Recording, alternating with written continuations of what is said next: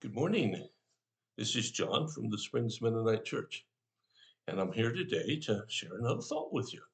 I've spent some time here talking in the past from the Gospel of Luke, and then I added some from the Gospel of Matthew. And today I want to finish out this week with three sections on the Gospel of Mark. Now, the passage today is an interesting one, and one people don't talk much about, but I think it has something for us even today. So let's take a look at it.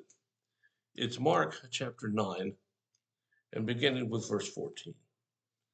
It says, When they returned to the other disciples, they saw a large crowd surrounding them. Now let's stop a second. Who are the they? The they are Peter, James, and John, who had gone up onto the mountain with Jesus for the transfiguration. If you can imagine the, the experience that was. And now they've come back down, quote, to the real world. And when they get there, they find the disciples and the crowd and teachers and religious leaders says we're arguing with them. When the crowd saw Jesus, they were overwhelmed with awe and ran to greet him. And Jesus asked, What is all this arguing about?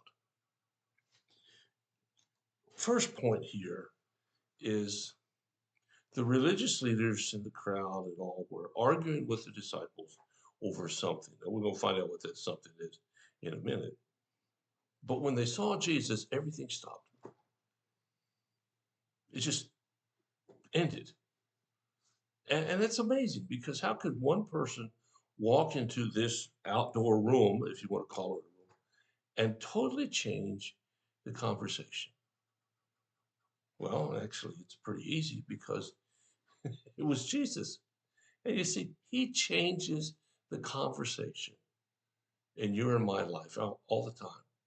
Doesn't matter what we're doing or feeling or wondering. He walks into it and it automatically changes. And so he says to the crowd and the folks, what are you arguing about? Well, it so happens there was this guy who had a son who was full of a demon. And the disciples tried to cast it out and didn't succeed.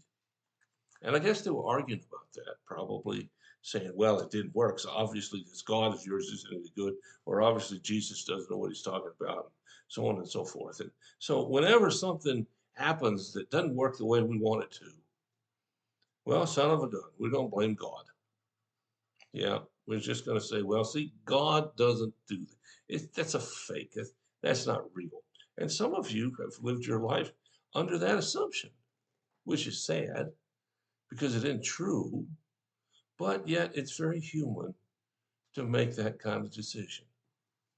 So then Jesus comes in, and we find now in verse 19, Jesus says to them, You faithless people.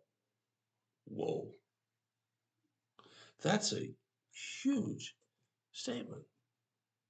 You faithless people. You don't believe that God can do something or he will do something. You're just stuck with whatever the reality of the present looks like. And a lot of people are stuck. They just don't believe that God, in his infinite wisdom and care and power, can change the situation. So if you've been there or are there, you're in good company. So Jesus said, How long must I be with you? Bring me the boy. It's like, oh, come on, guys. What, what have I got to do to show you a different way? Bring me the boy here. Let's just take care of this. And it's interesting the way this conversation ensues. So they brought the boy, and when the evil spirit saw Jesus, it threw the child into a violent convulsion. He fell to the ground, writhing and foaming at the mouth. How long has this been happening? Jesus asked the boy's father. And since he was a little boy, the spirit often throws him into the fire, or into water, trying to kill him. Have mercy on us and help us if you can. Now, this little guy has been through the ringer. No fault of his, just the way life has been. And even this spirit has tried to drown him. That's a pretty violent spirit.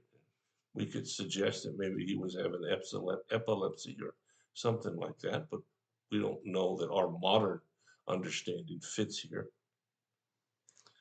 And they say to Jesus, could you help us, please, if you can do that? And here's Jesus' response. This is key. He says, what do you mean if I can? Anything is possible if a person believes. The parents of the boy are concerned about their son, and that's understandable. And their son's in trouble, has been for a long time.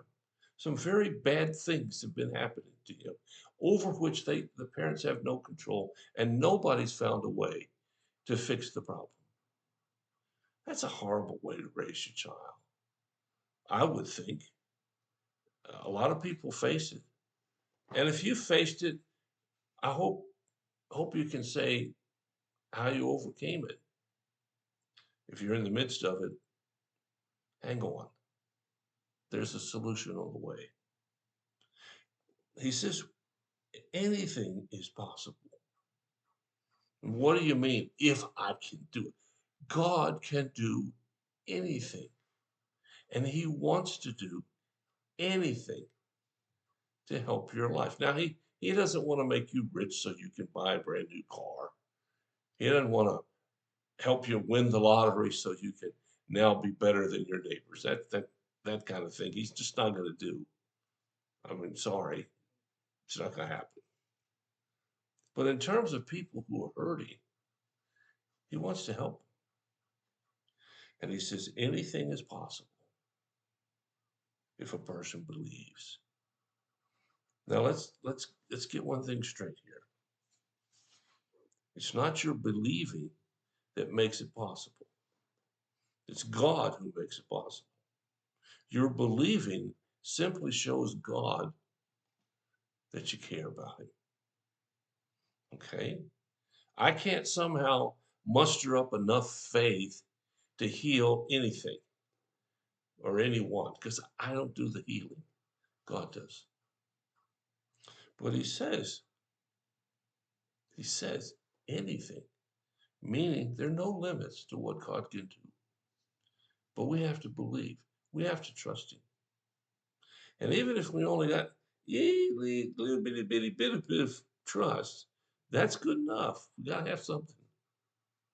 And so today, his word for us, I think, is wherever you are and whatever's happening to you, like this little boy, God can heal it. God can take care of it. Now, don't misunderstand. He's not necessarily going to take care of it the way you want him to, but he's going to take care of it, whatever the outcome. All we have to do is trust him. And trusting God, as I've said many times, it's really simple. It's just complicated. It's simple because all you have to do is trust. It's complicated because the situation may take a long time to resolve. And we got to figure out what's going on in the midst of it. But wherever your life is today, doesn't matter to me. Wherever it is, God is trustworthy to solve it. And I hope you know that. I hope you'll think about it. And I hope that somehow, some way, you'll get a glimmer of Jesus today in a way perhaps you never have. So thanks for listening. Thanks for coming along. I'll be back tomorrow with another thought from Mark. If I can help you or we can help you in the meantime, call us. We'll do whatever we can as fast as we can to help meet your need. God bless you. I'll talk to you tomorrow.